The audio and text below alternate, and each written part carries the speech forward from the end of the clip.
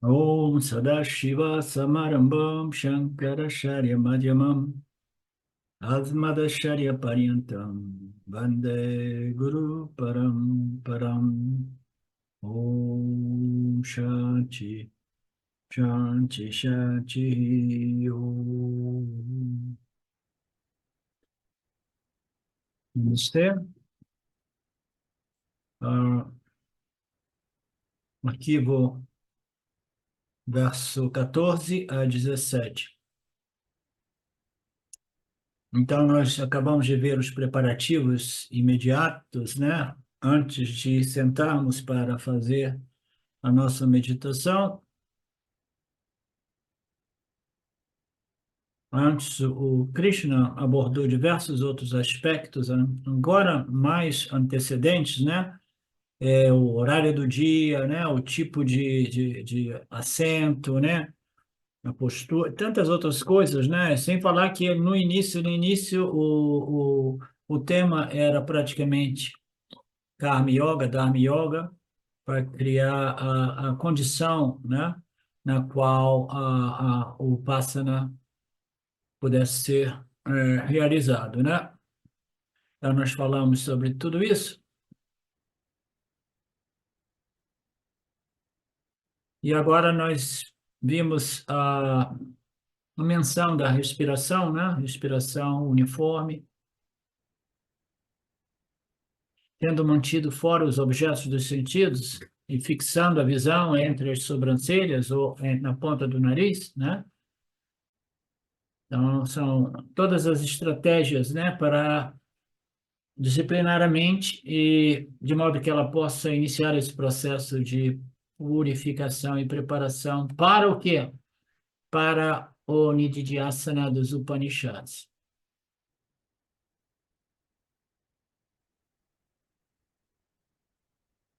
Então, isso é o que nós vimos até então. Krishna também tem que falar um pouco sobre o Buddhi, né? A mente, mano, nigraha e Buddhi, niskaya, né? Então, nós vimos, né, no final, que o Buddhi também precisa estar, né, bem integrado através da confiança que nós temos neste processo.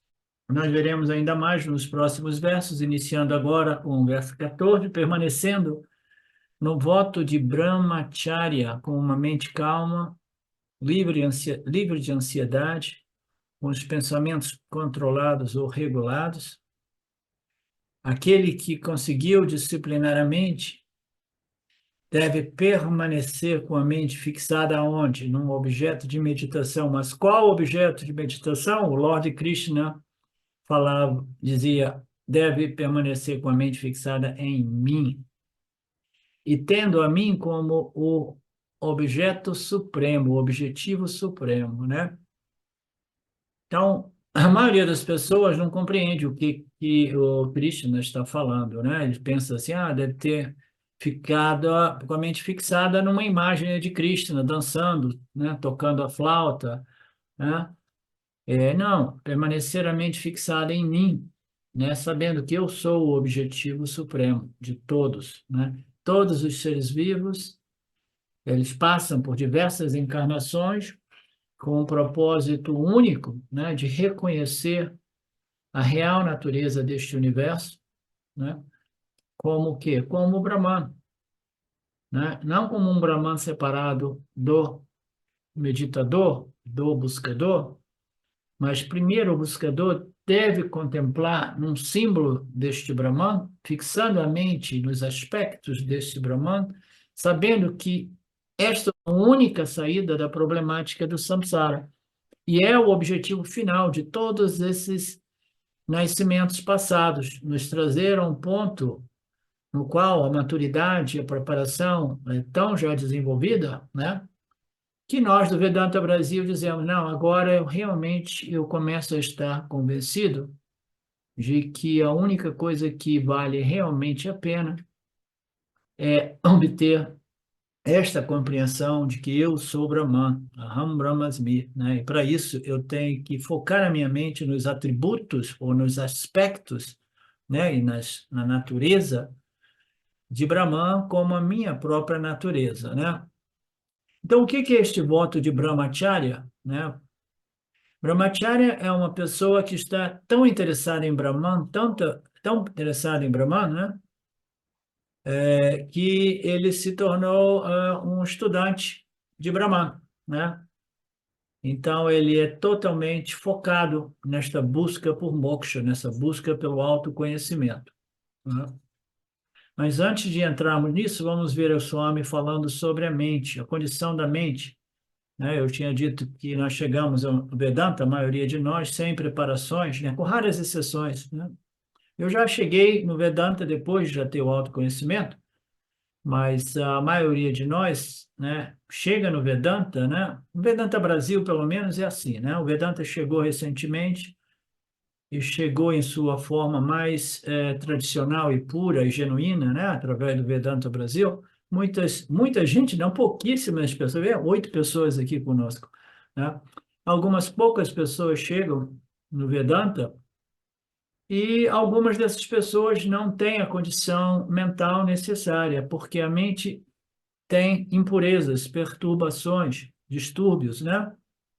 E aí ele sugere que a gente divida a mente em 3 partes, né? Ele falou 2 partes, né? Então, vamos manter 2 partes, né? 2 partes produzem perturbações e distúrbios, né? Uma parte é o aspecto da mente que está sempre lembrando do passado, né? E quando nós vamos meditar, muitas daquelas memórias passadas, elas aparecem e elas são caracterizadas por remorso, arrependimento, raiva, sentimento de vingança, abandono, né? É uma infinidade, né, de sentimentos que vêm com essas memórias. São pensamentos que são memórias que estão depositadas e essas memórias, elas são sempre a respeito de uma experiência passada que ela permanece na mente como pensamentos, memórias, tá? Então, nós temos os pensamentos entre as memórias do passado, memória sempre do passado, tá? Então, este é um problema, porque a maioria dessas memórias, elas são tão profundamente arraigadas e, infelizmente, a maioria das vasanas mais, né, arraigadas que nós temos, não são vasanas religiosas, espirituais, são vasanas mundanas e quase sempre dolorosas e traumáticas, né? E elas te vêm à tona, porque elas é que criaram, né, cicatrizes mais profundas no corpo sutil. São aquelas memórias de experiências, né, muito dolorosas, porque quase todos nós vivemos, nós somos frutos dessa ignorância cósmica, que vivemos numa cultura doente, doentia, né, que não, não apoia, né, a elevação espiritual, e a gente passa por esse processo, vivendo num mundo doente, e a gente tem experiências dolorosas, né, quase que invariavelmente, né? Agora, se você vê uma pessoa que já nasce, né, quase que totalmente puro, faltando somente a lembrança final da sua real identidade e natureza, né? E aí este indivíduo, ele já chega aqui com o quê? Com memórias boas, né? Você entende, Marcelo? Por que que a gente tem tantas memórias perturbadoras? Porque a nossa história de vida é quase que invariavelmente, né, devastante, porque a gente vive em condições muito difíceis. E aquelas pessoas que não sabem disso é porque elas negam, né, estão em denial, né? Mas em graus diferentes a gente passa por experiências que deixam cicatrizes fortes. E essas cicatrizes não são cicatrizes de experiências maravilhosas, né, espiritualmente falando, né? Não, são experiências mundanas difíceis, né? Porque não é fácil encarnar, pelo menos neste planeta, né? Então, essas emoções a respeito das memórias do passado, elas perturbam a mente. Elas são chamadas de vasanas, né, ou impressões mentais, e emocionais, porque a mente, as memórias, elas trazem consigo uma carga emocional, sentimental, né? Tem pessoas que lembram uma coisa e começam a chorar porque lembrou de uma memória passada, né? Então, tudo isso existe muito profundamente dentro, né, do corpo causal, como vasanas, né, e aparecem na mente consciente, na mente sutil, durante o momento da meditação, né? Então, isso aparece. Quanto mais você tenta meditar, mais essas coisas que permanecem depositadas lá no corpo causal, elas vêm à tona por quê? Porque agora eu comecei a meditar e eu já não estou mais focalizado no corre-corre do dia a dia. Quando a gente mantém a mente focada no corre-corre do dia a dia, a gente suprime qualquer possibilidade de que essas vasanas, essas memórias dolorosas, venham à superfície. Isso é chamado de negação, denial. A gente suprime tudo isso e nada disso vem à tona. Quando a gente vai buscar o crescimento espiritual, a gente precisa de purificar essa mente. Aí essas memórias dolorosas, perturbadoras, elas vêm à tona. Aqueles de vocês que me conhecem já ouviram dizer dessa minha história diversas vezes, né? A memória de estar sendo torturado num deserto por um grupo de pessoas, né? Então, a mente preocupada, extrovertida, etc., ela não dá possibilidade para que esse material causal, essas memórias, né, causais, venham à superfície. Elas permanecem lá enterradas no subsolo, né, da mente consciente, né, no porão da mente consciente. Krishna diz que nós temos que lidar com esse material que está no porão da mente e permitir que o passado não me perturbe. Então, como é que a gente vai fazer isso, Marcelo? Né? Não é fácil, né? Porque quase tudo que nós vemos, né, nessas aulas é muito mais fácil dito do que realizado, né? Então, se nós temos memórias muito perturbadoras, né, nós temos que, de qualquer modo, né, neutralizá-las, ou cancelá-las, ou minimizá-las, né, de tal modo que elas não sejam memórias que perturbem, né?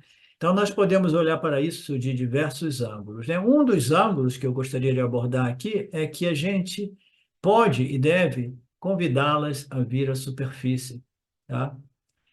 Quando nós estamos fazendo um esforço para meditar, e memórias que a gente tem a sensação de que elas são memórias dolorosas, perturbadoras, é sempre bom deixar que elas venham à tona, porque quando são cicatrizes muito profundas, que produzem muito medo e dor, elas não vão permitir que a gente realmente tenha sucesso com a meditação, Marcela.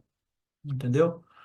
Então, a melhor coisa, né, se você não consegue suprimi-la ou removê-la a nível inconsciente, você tem que convidá-la para vir à superfície, ao nível consciente, né? Então, é melhor você conhecer o seu inimigo do que você desconhecê-lo. É um outro provérbio, né?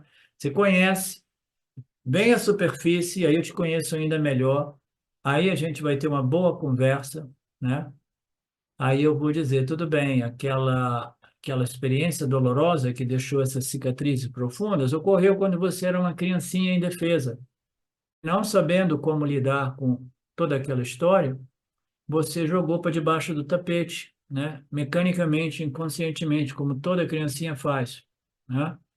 Mas agora você é um adulto, né? Você é o grande Marcelo Aranda. Então você não tem mais esse problema. Você pode permitir que essas memórias venham à tona, né? Porque como adulto maduro, você sabe lidar com elas. Você vai dizer assim, olha, não tem problema. Eu sei que no final das contas, né, tudo foi feito, né, devido a essa ignorância, né, universal, e eu não sou uma vítima do universo. Todos nós sofremos também, né? E eu aceito tudo isso como o meu parábada, for o Papa, que é inerente no nascimento no planeta dos bárbaros, né? Então não tem jeito. Eu aceito isso e falo assim: olha, tudo bem, você quer chorar, chora, faz o que você quiser, Vassana, memória, entendeu? Eu dou espaço para você, né? Mas você, como é que é? Solta aí, como é que se tem a expressão? Solta os bichos aí, né? Libere toda essa energia. São energias que precisam ser liberadas muitas vezes, tá? Em vez de tentar ser suprimidas ou racionalizadas puramente, tá? Principalmente se a racionalização for puramente a nível psicológico. A gente sabe, todas as experiências do passado servem o propósito de nos dar determinadas lições, né? Isso me lembra de uma lição cruel em que um pai, que era um pai realmente, né, absolutamente não espiritual, um pai com uma energia realmente densa, né, sem empatia, sem amor, ignorante total do ponto de vista desta sabedoria eh, espiritual. Quando a criancinha começou a crescer, ele botou a criancinha na mesa e falou: Vem, vem, pula aqui no braço do pai, pula aqui no braço do pai, pula aqui. Aí, quando a criança pulou, teve um determinado momento, depois dele ter ganho, né, a confiança da criancinha, aí ele deu um passo para trás e a criancinha se esborrachou no chão. Aí ele falou: Olha, essa aqui é uma lição muito importante, tá? É uma lição para que você jamais confie em ninguém, nem mesmo no seu pai, né? Então, existem lições e lições, e ainda bem que nós não precisamos, né, ter passado por esse tipo de lição tão extrema, tão radical, que destrói a confiança nas pessoas e destrói qualquer possibilidade que você desenvolva confiança em Deus, confiança nas Escrituras e confiança no Guru, né? Então, a vida é uma escola, as experiências servem para que nós possamos crescer, amadurecer, muitas delas são dolorosas, né? Que lidar com o porão da minha mente.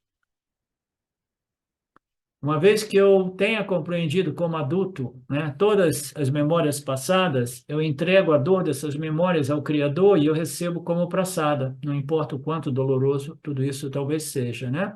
Cada experiência dolorosa, cada fracasso, cada insulto, todos eles eu aceito como praçada, tá? É o meu karma, é o meu parábada.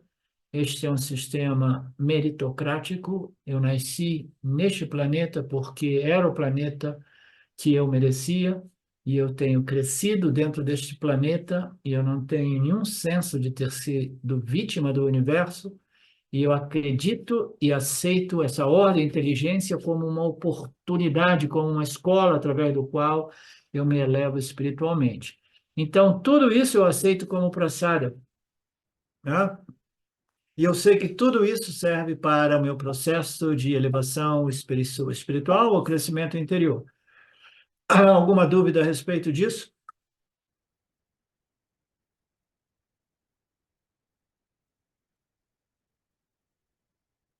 Como o passado pode fazer um trabalho duplo, também pode fazer o bem, também pode fazer o mal. Então, ele está falando sobre as memórias passadas, não todas elas são ruins ou devastadoras e dolorosas, mas algumas memórias são boas, né? Então, é o fato de a gente ter experimentado a felicidade nesse mundo é que produz também este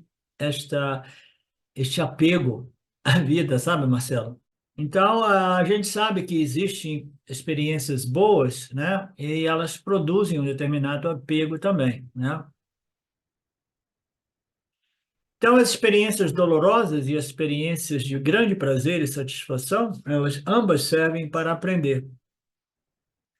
Com as experiências de dor, a gente aprende a mudar a direção de nossas vidas para não repetir aqueles mesmos erros que produzem a dor e o declínio espiritual, né? E com as experiências positivas de prazer, né, eu aprendo, né, a conectar os pontos e compreender que se eu observar o Dharma e viver uma vida correta, né, e eu tenho experiências de mais punha e mais punha. E punha é bom, não como um fim por si, mas punha é bom porque permite a mente de relaxar. Papa produz, produz perturbação mental, punha produz relaxamento mental, punha é um fim por si mesmo, ok? Então, o passado pode ser um fardo ou pode ser, né, uma lembrança, né, que me eleva, né? Como no meu caso, né, é um passado pesado que estava, né, condicionado por sentimentos profundos, né, de insuficiência, inadequação, inferioridade, culpa, nossa, raiva monstruosa, né? Irritação, ódio. Olha, se vocês me conhecessem na minha adolescência, vocês jamais imaginariam que eu estivesse aqui, né? Como uma pessoa sábia, né? Expondo essa sabedoria espiritual, né? O percurso foi muito, né? Longo, né? Porque eu sofria muito como garoto. Então, elas vão produzir, sim, emoções negativas, e ela se torna um fardo, né? E você não consegue crescer. Todas essas memórias te puxam para baixo. E o Swami me diz: você precisa aceitar tudo isso como passado. Eu estou editando tudo, porque eu estou querendo fazer isso de modo mais claro para que vocês entendam na nossa linguagem. Tá? Em vez de você se vitimizar e ficar remoendo, lembrando o sofrimento causado através deste relacionamento, deste evento, daquele evento, você deixa que aquelas memórias venham à tona, né? E você aceita tudo como passado, tá? É o meu Parabada Karma se manifestou, eu tive que passar por muito sofrimento e como nós sabemos e como eu gosto de enfatizar de novo, o sofrimento também é bom, desde que ele seja aceito como prasada, aí ele serve para que a gente possa simplesmente exaurir, Papa, com um sentimento de gratidão pela oportunidade de estar aqui esgotando alguns papas. O esgotamento dos papas, enquanto encarnados, se manifesta como sofrimento psicológico humano.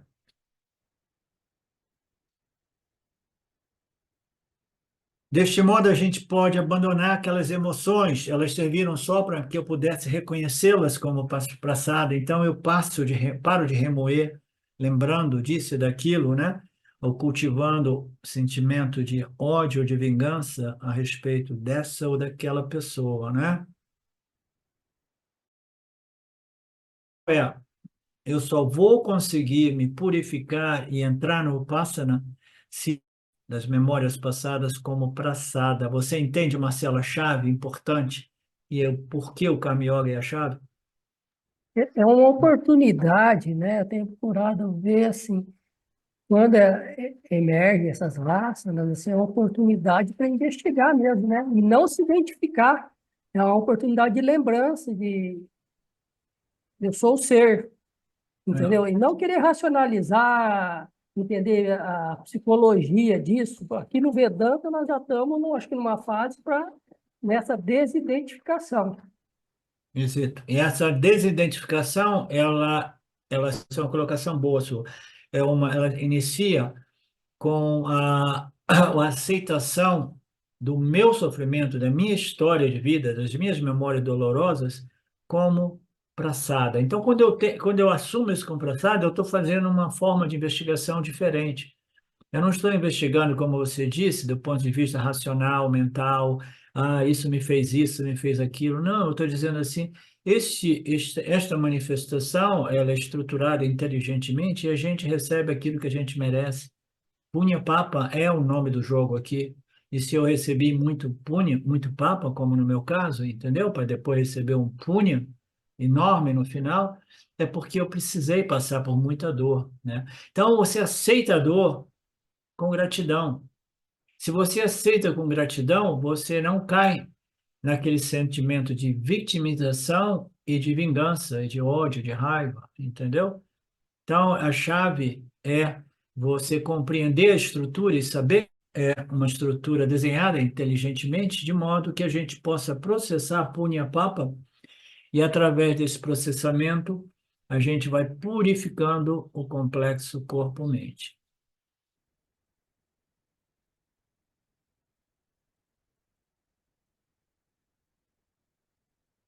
Então, o Swami aqui diz: a dor, o sofrimento serve somente para polimento, purificação, né?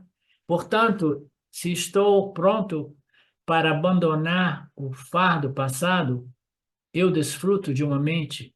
Que tipo de mente? Uma mente aliviada, uma mente que se esvaziou, né, da dor. Existem dois níveis de dor, tá? Agora é um outro ângulo.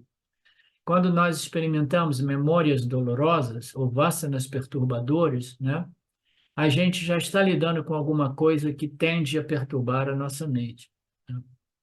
Nós sabemos que a aceitação é o primeiro passo, porque a não aceitação, ela produz um outro nível, uma outra camada de sofrimento derivada da noção não deveria ser assim, porque eu sou inocente e porque eu sou uma vítima do universo e, portanto, né, eu sinto rancor, eu sinto injustiçado, injustiçado. Então, tudo isso é derivado deste segundo nível, derivado, decorrente dessa não aceitação da minha dor. A gente só aceita alguma coisa quando a gente assume as nossas responsabilidades, né?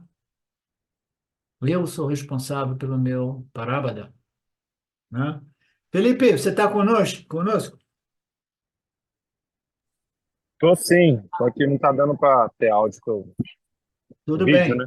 É, o internet está ruim, né? Em quase todo mundo tem uma tendência agora, estão dizendo que vai rolar um apagão, só para vocês saberem. Mas por alguns dias só. E está piorando. Aqui também a internet piorou, o meu também. Mas eu estava falando disso, Felipe, porque é importante que a gente estabeleça esta compreensão a nível muito profundo para que a gente possa aceitar o que não pode ser mudado, né? E com aquele espírito de gratidão, aí o que que ocorre? As energias contidas, né? As energias daquela vassana, daquela memória dolorosa, ela é dissipada, tá? Então, este é o único modo da gente refinar, purificar, polir a mente, né, liberá-la deste fardo passado doloroso e pesante, né, de modo que eu possa purificar a mente e obter uma mente aliviada, né?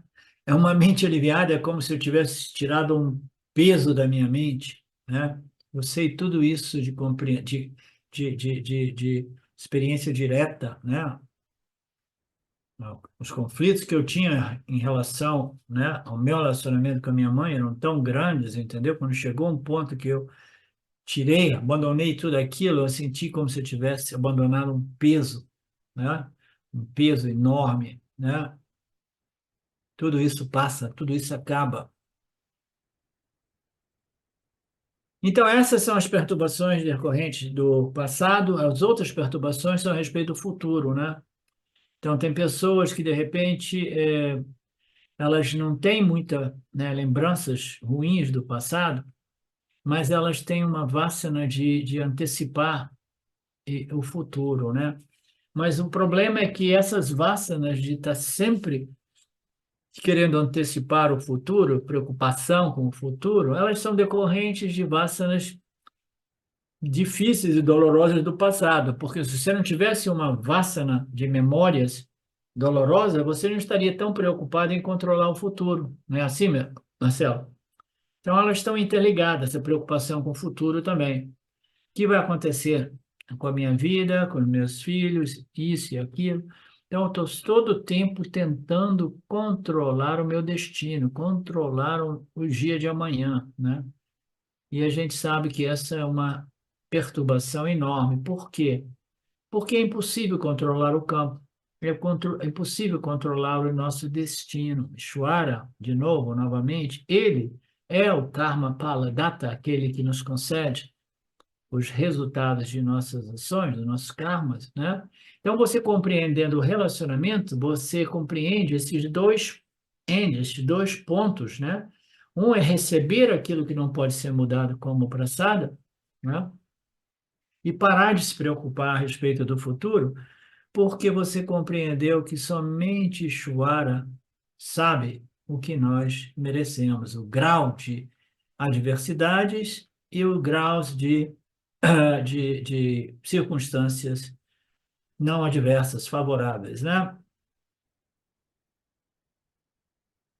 Você precisa de muita força, e essa força somente é possível através do Karma Yoga, através da compreensão do relacionamento de Ishvara, né? Como aquele que nos concede os nossos parábadas, né? Desenhados sob medida para cada um de nós, né? Então, as minhas ações são entregues no campo, as minhas preocupações ou memórias do passado, eu não me preocupo mais, porque aquilo é uma forma de parábada, um parábada interior mental, e as minhas preocupações a respeito do futuro, que também é um papa, né? É uma experiência, é um medo do futuro. Preocupação com o futuro é relacionada ao medo dos dias de amanhã, porque eu já sofri tanto, né? E agora eu não quero mais sofrer, né?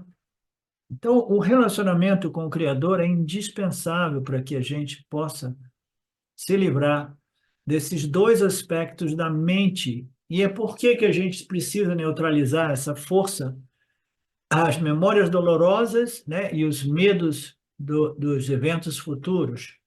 É porque a meditação é um esforço de focar a mente aonde? Uma expressão usada nos círculos espirituais de todo mundo, no aqui e agora, no presente.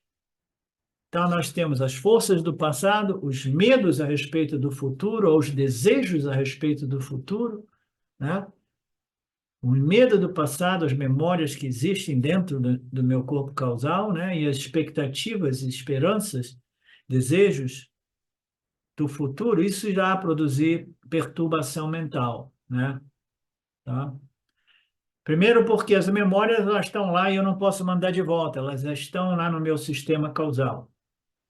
Segundo, porque o futuro ele só depende das minhas ações presentes. Então é melhor que a gente permaneça focado nos nossos pensamentos e ações presentes. Mas isso somente é possível na medida que a gente vai transformando essas vássanas de preocupação com o futuro e lembrança da dor do passado. A gente tem que ir neutralizando isso, esses dois fins, né, desse mecanismo, passado, futuro e presente, através da compreensão desta inteligência suprema e o modo qual o campo, né, esse campo dharmica é estruturado inteligentemente, através principalmente das leis kármicas, né?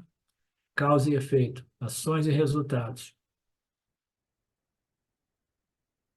Se a pessoa for um pai, uma mãe, sabe, né, que você vai criando o seu filho, né, quando eles crescem um pouco mais, quando você vê, você se dá conta que não tem nenhum controle.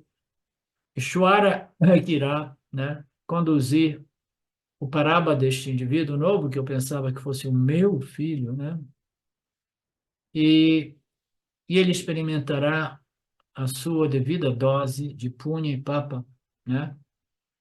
Muitas vezes pode ser um futuro mais condicionado por punha, mas outras vezes, né, condicionado por muito sofrimento e muito papa, e ainda assim não está, nada disso está em nossas mãos, né?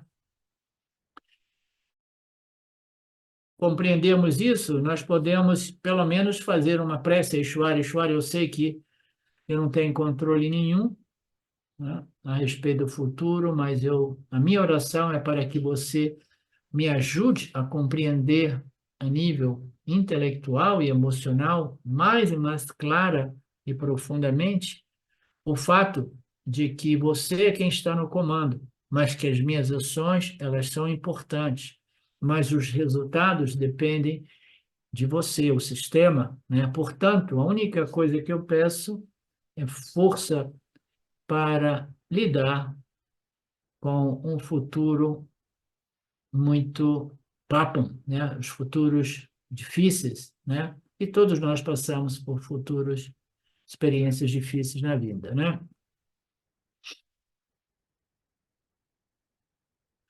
No Mundaka Upanishad se fala sobre examinar os mundos adquiridos pelos karmas, parábadas obtidos pelas ações.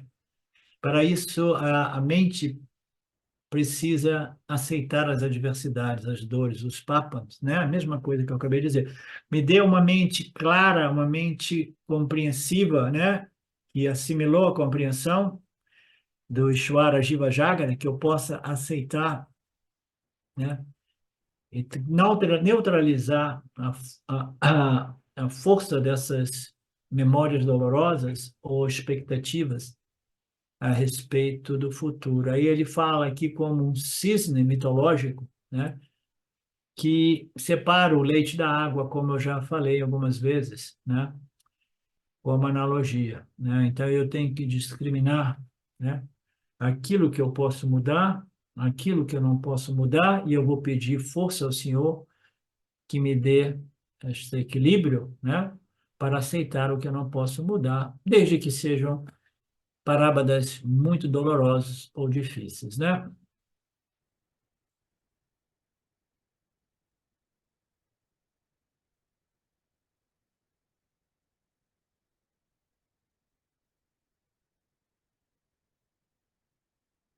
Mente que não tem preocupação com o futuro é uma mente relaxada, né? É uma mente relaxada. Alguns de vocês sabem que eu tenho um fascínio pelo que tudo que está acontecendo no planeta, né? E eu passo muitas horas pesquisando as pesquisas, né, daqueles que investigam exatamente o que está ocorrendo neste planeta, né? Mas sempre com uma mente muito relaxada, porque eu não tenho preocupação, eu tenho um fascínio de ver, entendeu? De compreender o que está acontecendo neste planeta, mas sem nenhuma ansiedade, sem nenhum medo, né?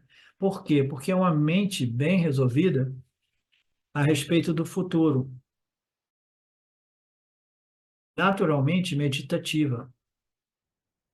Abandone o medo do futuro. Traga sua mente para cada sem ansiedade, sem preocupação.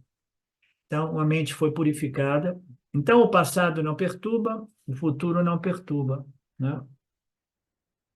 Mas para isso, né? Para isso a mente precisa estar muito refinada, muito purificada, né? Porque eu procurei informar algumas pessoas só de modo que elas possam estar preparadas para o que está chegando, e a maioria das pessoas não quer saber, não é forte o suficiente para entrar em contato em determinados fatos, né? Porque ela vai experimentar perturbação, né? Então, mantenha a mente no presente para que você possa fazer a sua meditação.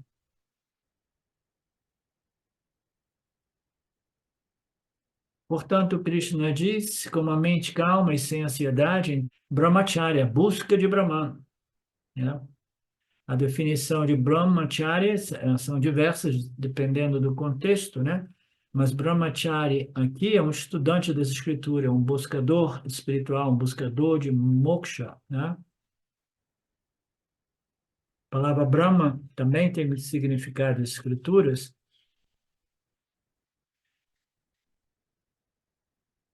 Brahmacharya é um estudante a respeito de Brahma. As escrituras prescrevem diversas disciplinas e todas essas disciplinas juntas são chamadas de Brahmacharya. As disciplinas, né, a serem seguidas por qualquer estudante de moksha, buscador de moksha.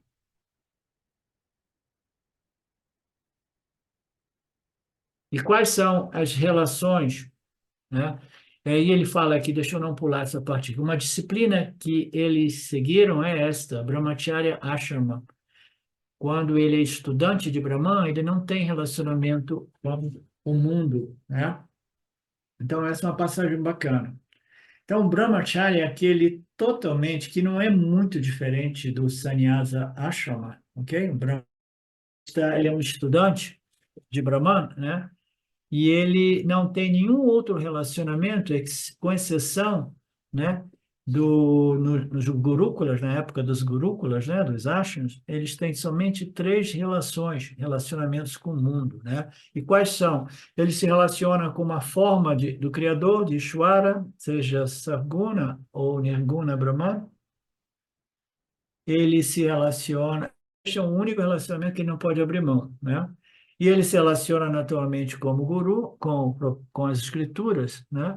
E como o guru é parte integrante deste processo de relacionamento do buscador espiritual com as escrituras, ele também está relacionado com o guru, né? Então, são os únicos três relacionamentos de uma pessoa com autoconhecimento dentro do contexto da tradição vedântica, né? Então, este indivíduo não tem nenhum outro relacionamento.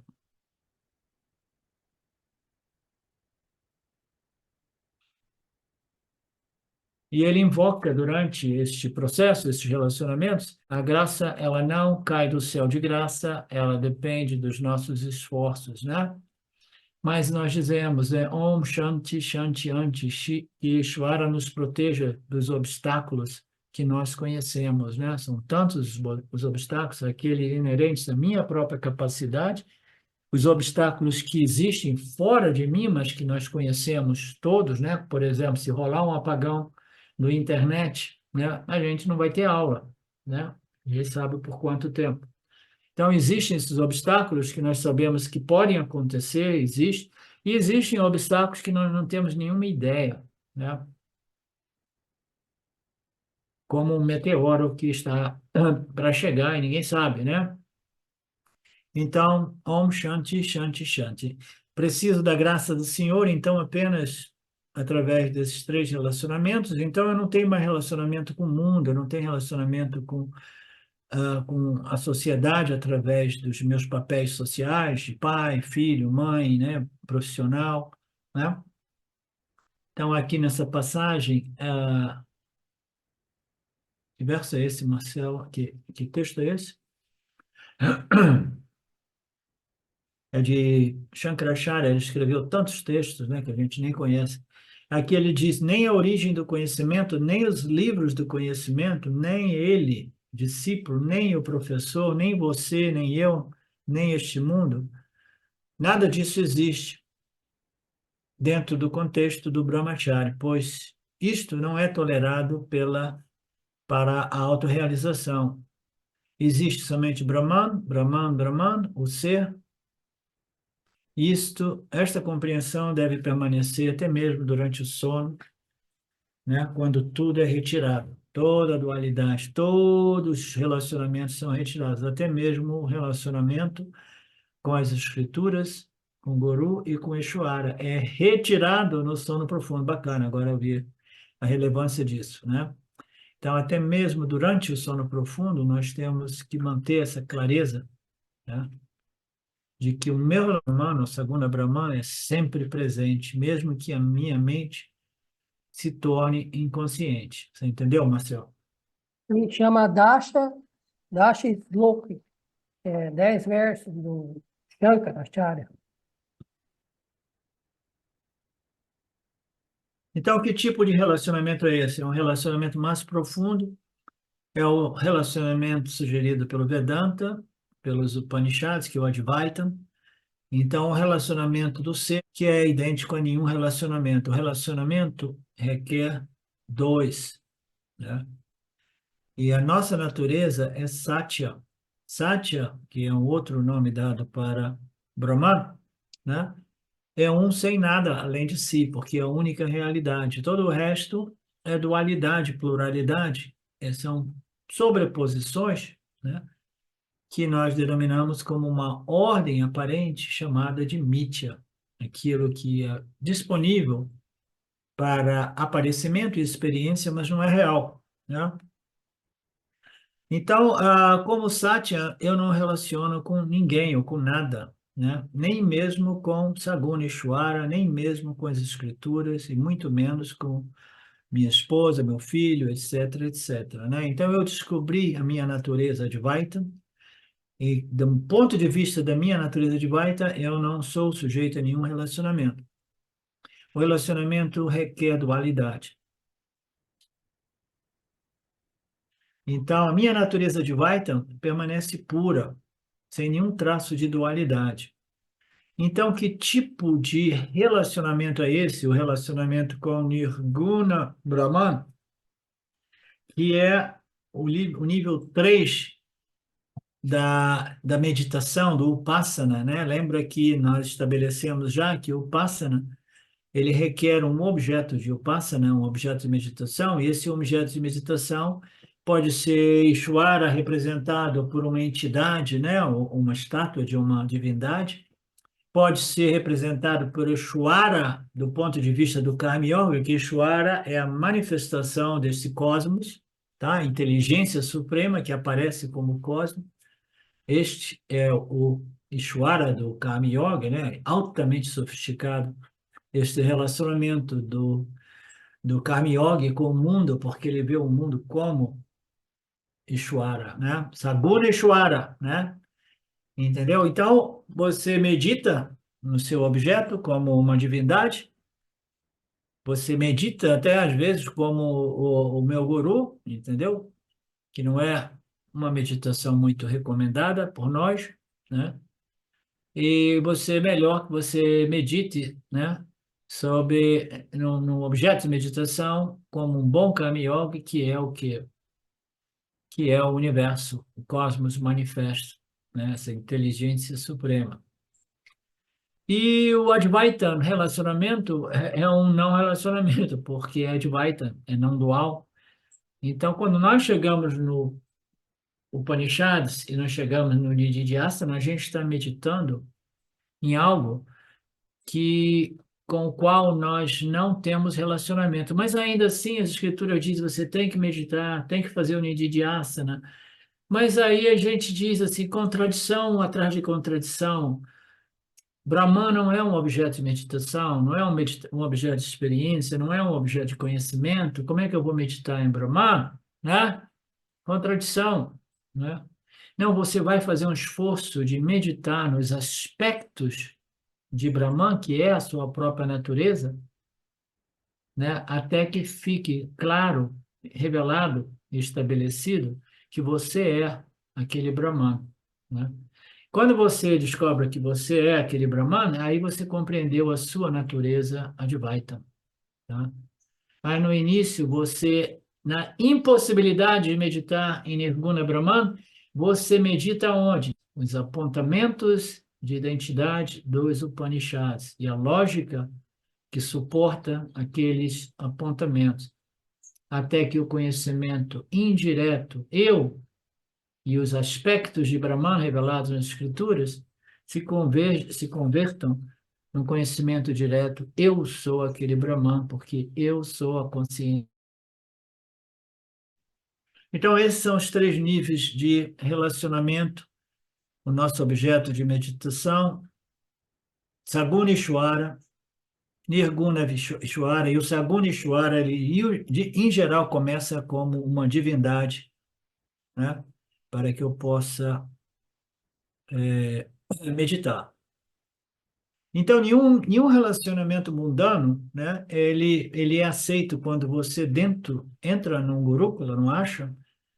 E você vai se dedicar a sua vida somente para os estudos e as realizações, né, dos ensinamentos dos Upanishads, né? Então, mas isso aqui é um tratamento de choque radical, no qual o indivíduo abandona a sociedade, ele joga fora a carteira de identidade, o CPF, né? E ele vai viver dentro de um gurukula. A sociedade, na época, protegia esses indivíduos de tal modo que ninguém vai lá prender ele porque ele parou de pagar imposto de renda, por exemplo, entendeu? Não, não, não, ele se tornou um dos nossos aqui, ele não precisa mais fazer declaração de renda, né?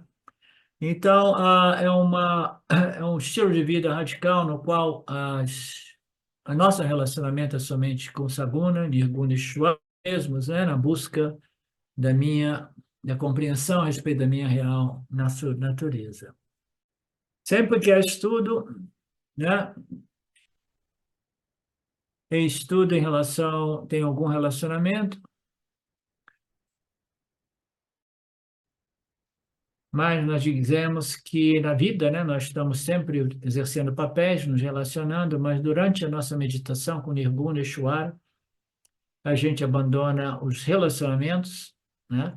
Ou com Saguna Ishvara, a gente permanece relacionado com os aspectos de Saguna Ishvara, né? Então, a gente abandona todos os papéis, que não é fácil, né? Eu não sou pai, não sou filho, não sou avô, não sou genro, não sou, né, sogro, sogra. Então, você tem que desenvolver uma mente de sannyasi, do ponto de vista mental, livre, dos relacionamentos que são inerentes ao grihasta, né? Quando a gente vai meditar, a gente tem que abandonar. E aqui ele, para fechar, ele diz no Kaivalya Upanishad, este conceito é muito bem apresentado, dizendo em atitude mental de uma asceta, controlando todos os sentidos, curvando-se com devoção ao guru, esse guru significa Ishvara, né, nas escrituras, você obtém uma atitude mental e você abandona os seus papéis como grihasta, pelo menos na hora da meditação. Embora a palavra grihasta signifique aquele que exerce papéis sociais, você ainda assim precisa de abandoná-lo durante a meditação.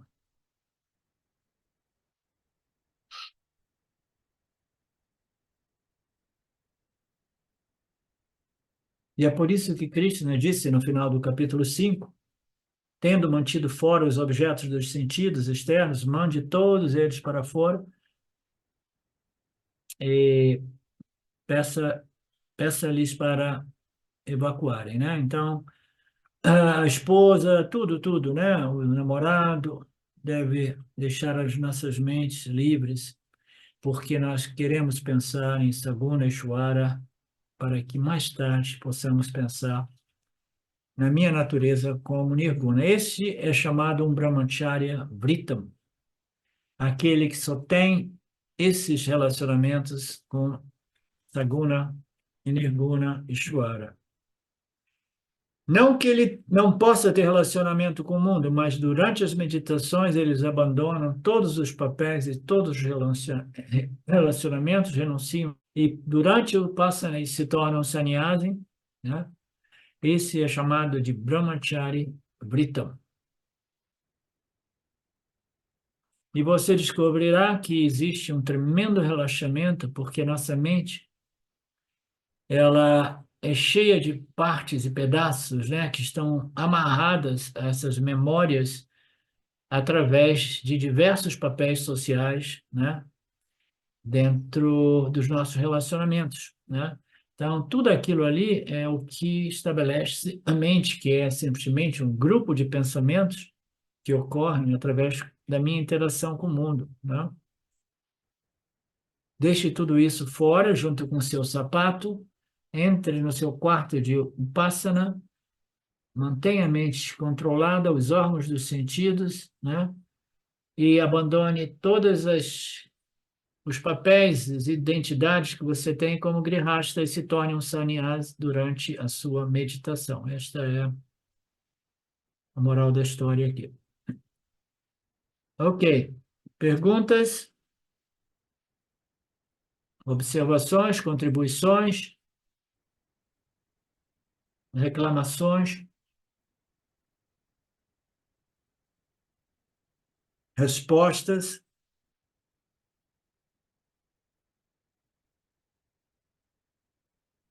Om Purnamada Purnamidam Purnamudachyate Purnasya Purnamadaya Purnamevavashishyate Om Shanti Shanti Shanti Om Namaste.